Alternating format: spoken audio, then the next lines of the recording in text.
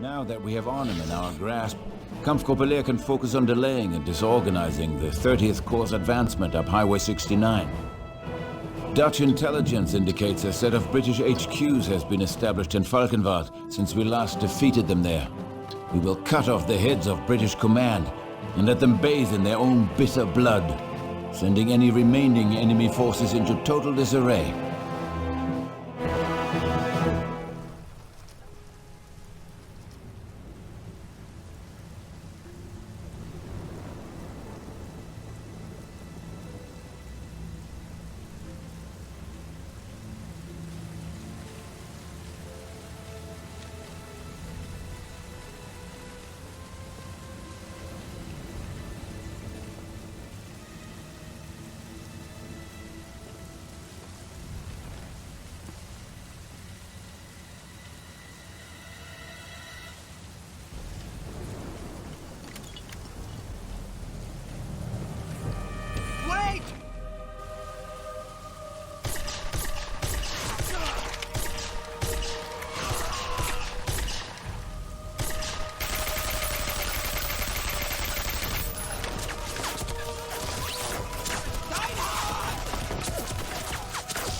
Reinhard!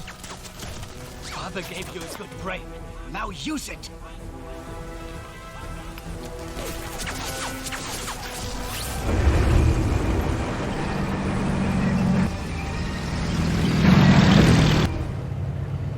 Send your mission order. Mount the MG-42. Understood. Ready to move. Tank is being upgraded.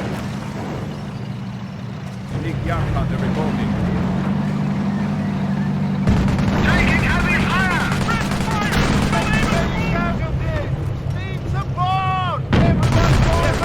Our base is under attack. Go ahead! We have eliminated... Oberleutnant Deinhardt died for a noble effort. We have now identified the main line of the 30th Corps' defenses here in Valkenswaard. I'm relying on you, Hauptmann Berger, to locate the remaining enemy HQs. Expect the 30th Corps HQ to be heavily defended. Those Brits know a thing or two about defenses. English officers are renowned for their pompousness. They'll be sure to commandeer every division in their corps to hold the town. I've provided Kampfgruppe Lehr additional support with the use of the Schweren Panzerjäger 5 Jagdpanther. A Jagdpanther can handle anything our Kampfgruppen may encounter. Your brother Aldrich has reported to Oosterbeek in order to coordinate the Kampfgruppe's defensive effort there. I'm relying on you, Wolfgang, to locate and destroy the remaining 30th Corps HQs in Valkenswaard. Good hunting, Hauptmann Berger. Welcome back everyone to Company of Heroes, where today we are doing the return to Valkenswaard mission, where we have discovered that the British 30th Corps have come in and recaptured Valkenswaard, and we must eradicate their command structure to ensure that the British are unable to cross the Rhine into the great German motherland.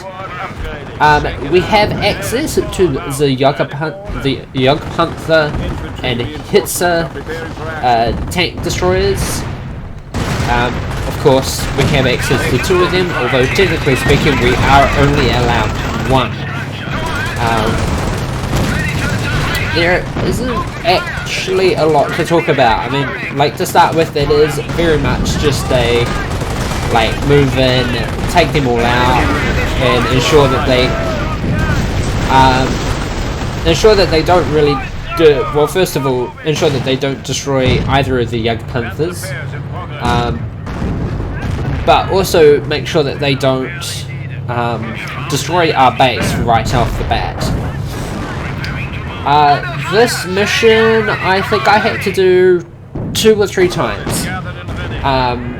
Just because each time I did it, it ended up taking like hour long to kind of get through it all. Because I'd keep sitting still for long periods of time trying to destroy, one headquarters truck. But this one, I decided I'd be more aggressive. I went with the Tank Hunter doctrine, although we don't pick it out straight away, I think. Well, maybe we do. And I may have just cut it out during, editing. But because I have played this mission before, I do have like a vague idea of where most of the command tracks are being kept. And I decide that the infantry support truck is probably the first one that we want to destroy. Because of course if we can destroy it. So we have selected the tank destroyer tactics for this mission. And I think I go for the double up of the Panzer Shreks for our anti-tank teams.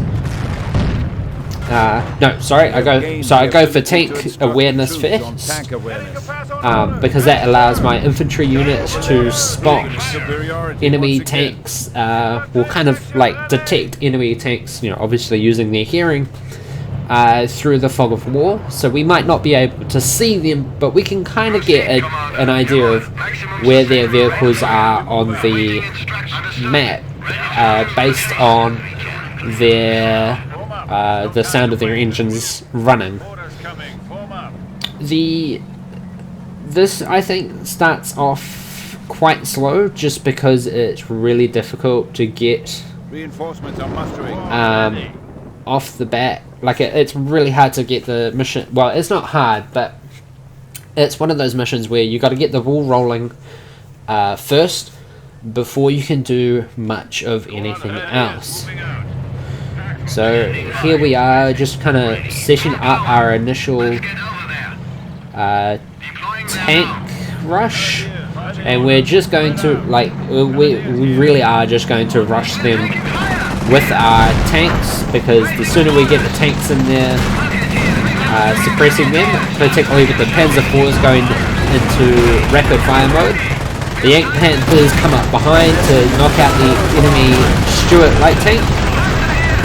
And then the British troops break fairly easy after that. I didn't quite realise I had selected the Jagdpanther until I realised that the Jagdpanther was actually moving to where I was trying to get the infantry to repair the vehicles. This, I think, is probably one of the points where I tried being rather careful with how aggressive I was. Just because we are still in the early stages of the game, so our manpower is quite low. And of course, with the low manpower, it's very hard to get reinforcements out. So I was very careful with how aggressive I pushed our vehicles. But while the infantry is capturing that secure that territory sector, I'm going to push forward with the tanks, and we're gonna, initially I was going to go right around these bushes, Infantry command track spotted. Fuzzy. They've got a security screen of AT guns. but I remembered that the Jagdpanthers are technically a heavy vehicle within Company of Heroes, so they can just kind of run through bushes, and like it opens up this opportunity where we could just rush. And with all of our tanks having rushed forward and basically wiped out the enemy infantry, the Jagdpanthers can focus their fire on the command truck as it tries to pack up and run away, but it's no match for the Jagdpanthers 88mm. The British infantry support neutralized. 30th Corps is further crippled. So with their infantry support vehicle destroyed, I quickly started moving up the the right flank of the map, and as you can see, I'm not being as aggressive when it comes to capturing territories within this mission. No, the point of this mission was to destroy the enemy command structure. Of course, capturing secure territory points would have allowed us to be even more aggressive, but I decided to try and push up this flank to see if we could outflank the other two command trucks. However, the enemy has a couple of cornrows in lockdown mode up here, so I moved the Jagdpanthers forwards, and I moved them forward slowly in increments because I didn't want to move them both too close. but as you can see, we ended up maybe a little bit closer than we wanted to. But I mean, it's a Jägerpanther. Its frontal armor is a lot more powerful than whatever the British can throw at it, particularly as we upgrade, or as the Jägerpanthers get more veterancy. I also got a Brigade Tiger to move in, and there's a Tiger sitting just behind the Jägerpanthers, and this is also part of the reason why I wanted to move my Jägerpanthers forward, was to take care of those cornrows so that the Brigade Tiger could move in and secure the, not just secure, but also recover and repair the Tiger that's sitting on the map, wrecked.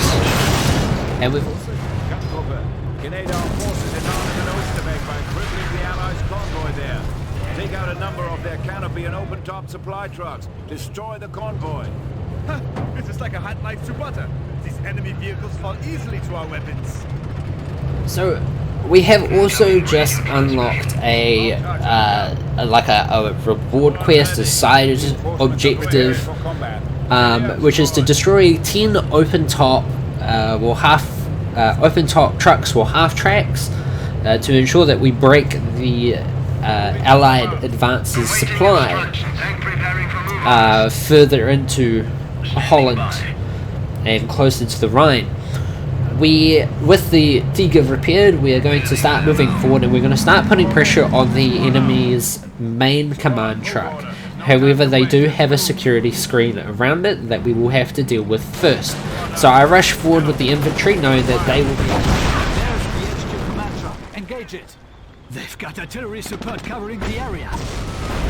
So I'm moving the infantry forward because I know that they will be able to move quickly in and out, particularly with the enemy having artillery support over the area and several vehicles protecting their main command truck. However, I have the Jägerpanthers and my other vehicles sitting on this bridge that the infantry are retreating through so that they can kind of get healed up. Because of course we don't want to be replacing them because that's expensive. And obviously the pair of Jägerpanthers, the enemy tanks really don't stand a chance. I do start moving the Tiger forward just because I actually can't remember what the reasoning was for it. I think it's because the Tiger has got the same caliber gun as the Jägerpanthers, so the thinking was that it would be more effective closer to the front, particularly if it was slightly behind the Jägerpanthers. So the Jägerpanthers could use their armor to protect the Tiger from enemy fire. I do start circling in further up behind with the hope that maybe we can complete the secondary objective, well not secondary objective, but reward objective. And I think the other hope was that we could maybe It's a tank destroyer moving out. get in right behind. Yeah, no, so we wanted to get in right behind the enemy command truck. We have deployed a Hetzer to the battlefield, Roof-mounted remote-controlled MG-42. but these Is a light tank hunter, perfect for ambushing enemy tanks.